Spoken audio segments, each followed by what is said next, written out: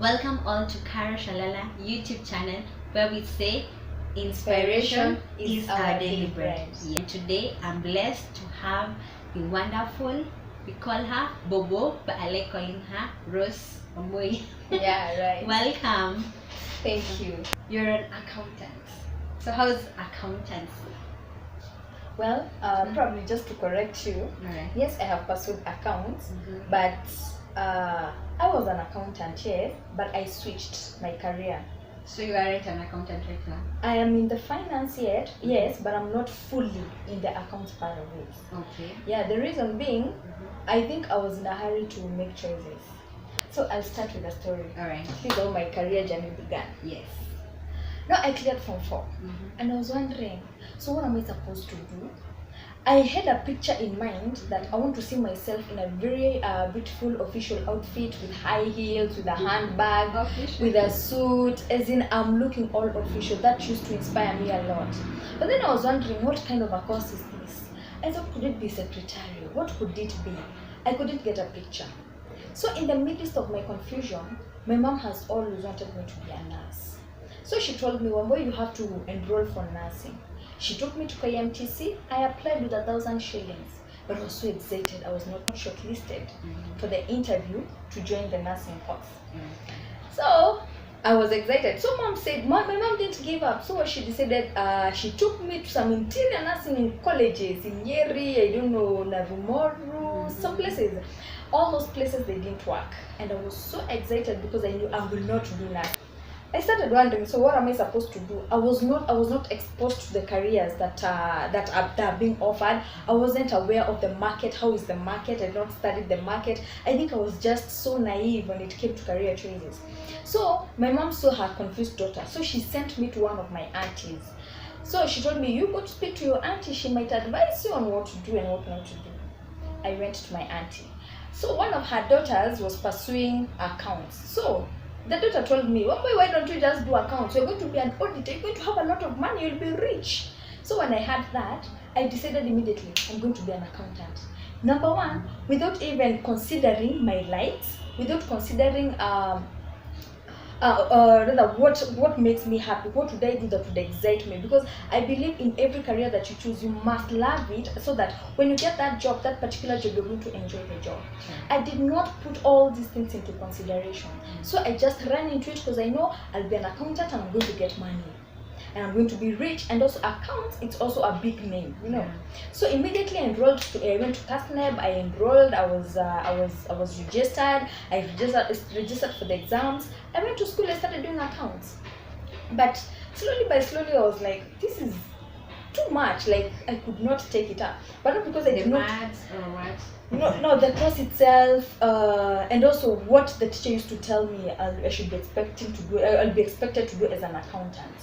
What didn't you like in accounting? In accounting, number one, I didn't love mathematics so much. So I wouldn't say, I would say I'd call myself an average student, right, in mathematics especially. So, but I did consider that I can do much better other than accounts. But either way, regardless of the challenges and regardless of everything else, I pursued in accounts. Until now, I got my first job. When I got my first job, I was still schooling. So I went now into practicing the account itself. I remember I was employed as a VAT accountant. So these things were so challenging because it's very technical. Like there is a procedure you have to follow. It's debit, credit. You have to understand the percentages. You have to understand all these things. They are there. Like you're not left for your mind to think on its own. You've already been given a strategy on how to do these things. So I said, no, this one is limiting me because I think now I started realizing the kind of a person I was. I was the kind of a person who wants to run things. I want to run an office. I want to see things are working. I want to be in an administrational level. You see, I'm making decisions. I'm fixing problems. So slowly by slowly, as I was working, I started doing the administration work of the company that I was working in as an accountant. And I realized I was loving the administration part of it more than the accounts part of it. So I started doing the administration part of it. So eventually, unfortunately, the company went under liquidation. Like there wasn't money anymore, so the company had to be closed down. So there I was, jobless again. So I stayed for some time. I now got an internship to where I am working right now. But then I got an internship in an administration office. So I loved the job because at least I could pile up my work. I know I'm supposed to do this. I could see there's a problem in the office. I could run, fix it, and if at all it's something beyond me, I could just run to my boss and tell her, excuse me, we need to fix this and that. So I realized, okay, so this is what I was supposed to do.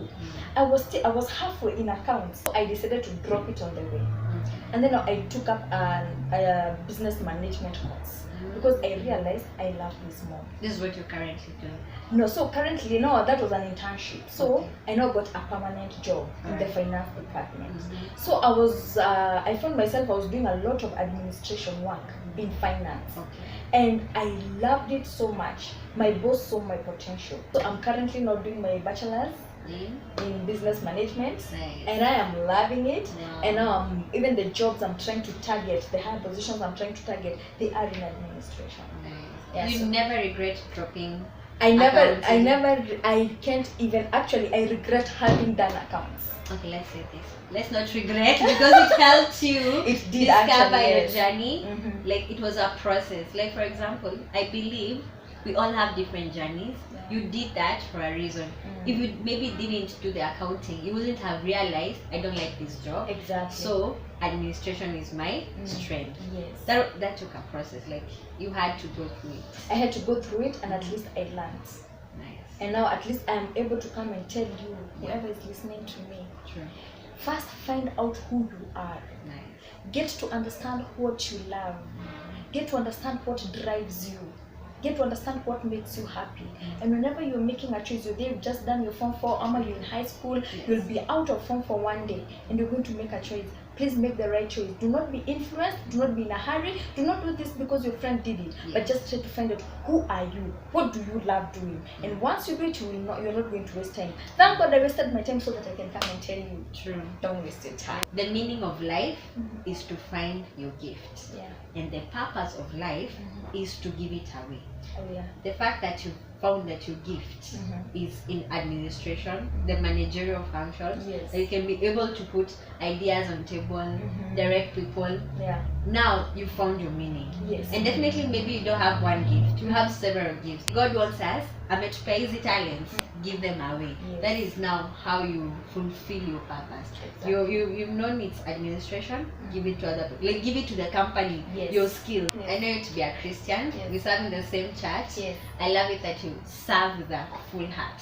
So with a godly heart, what is it you can share? What I would love to say about serving God, honestly, I've never regretted. I gave my life to Jesus in year 2007. Do not be deceived that young people cannot give their lives to Jesus Christ.